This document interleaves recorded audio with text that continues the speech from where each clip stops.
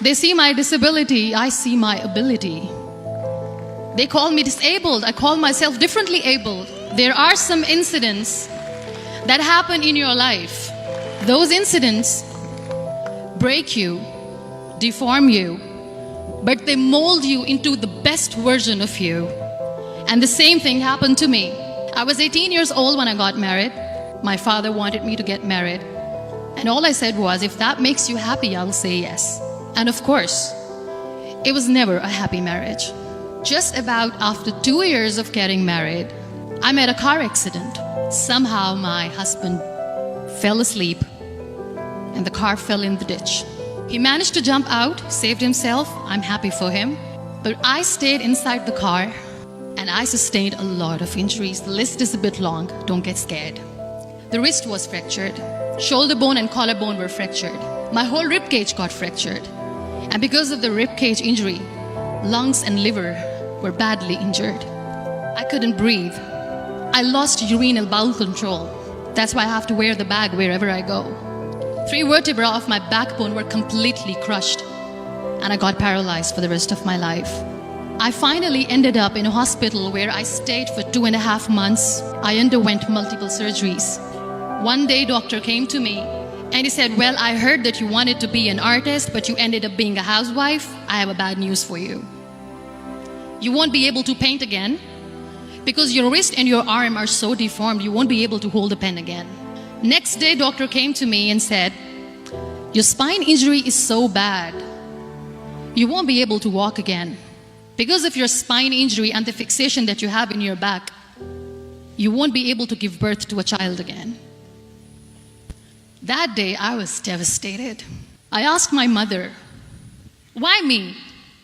And that is where I started to question my existence. Why am I even alive? And that is where I realized that the words have the power to heal the soul. My mother said to me, this too shall pass. God has a greater plan for you. I don't know what it is, but He surely has. And in all that distress and grief, somehow or the other, those words were so magical that they kept me going. One day I asked my brothers, I know I have a deformed hand, but I'm tired of looking at these white walls in the hospital and wearing these white scrubs. I'm getting tired of this. I want to add more colors to my life. I want to do something. Bring me some colors, bring me some small canvas. I want to paint. So the very first painting I made was on my deathbed, where I painted for the very first time. It was not just an art piece or just my passion. It was my therapy. And then I was discharged and I went back home. And I went back home and I realized that I have developed a lot of pressure ulcers on my back and on my hip bone. I was unable to sit. There were a lot of infections in my body, a lot of allergies. So doctors wanted me to lie down on the bed straight for not 6 months, for not 1 year, for 2 years. I was bedridden, confined in that one room, looking outside the window, listening to the birds chirping, and thinking maybe there will be a time when we'll be going out and enjoying the nature. That was the time where I realized how lucky people are. That is the time where I realized that the day I'm going to sit, I'm going to share this pain with everyone to make them realize how blessed they are, and they don't even consider them lucky. That day I decided that I'm going to fight my fears. We all have fears. Fear of unknown, fear of losing people, fear of losing health, money. We want to excel in career, we want to become famous, we want to get money. We are scared all the time. So I wrote down one by one all those fears. And I decided that I'm going to overcome these fears one at a time.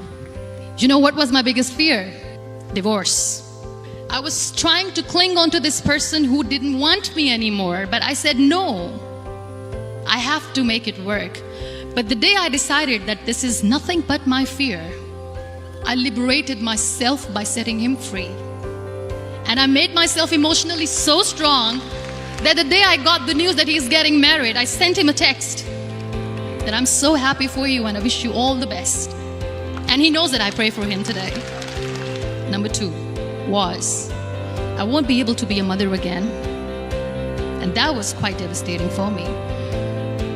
But then I realized there are so many children in the world, all they want is acceptance. So there is no point of crying, just go and adopt one. And that's what I did. People think that they will not be accepted by other people because we, in the world of perfect people, are imperfects.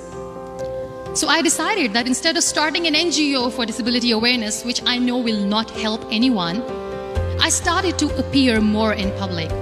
I started to paint. I decided that I'm going to join the national TV of Pakistan as an anchor person. And I've been doing a lot of shows for last 3 years. I became the National Goodwill Ambassador for UN Women Pakistan. And now I speak for the rights of women, children. We talk about inclusion, diversity, gender equality, which is a must. Every time I go in public, I always smile. It's always a big toothy smile on my face. And people ask me, don't you get tired of smiling all the time? What's the secret?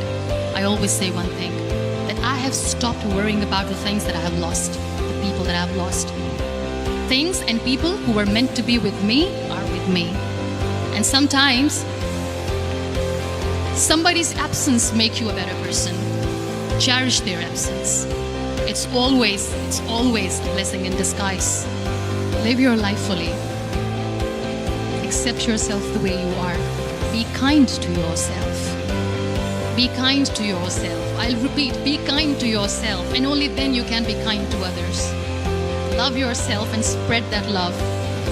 Life will be hard. There will be turmoils, there will be trials, but that will only make you stronger. So when you accept yourself the way you are, the world recognizes you. It all starts from within.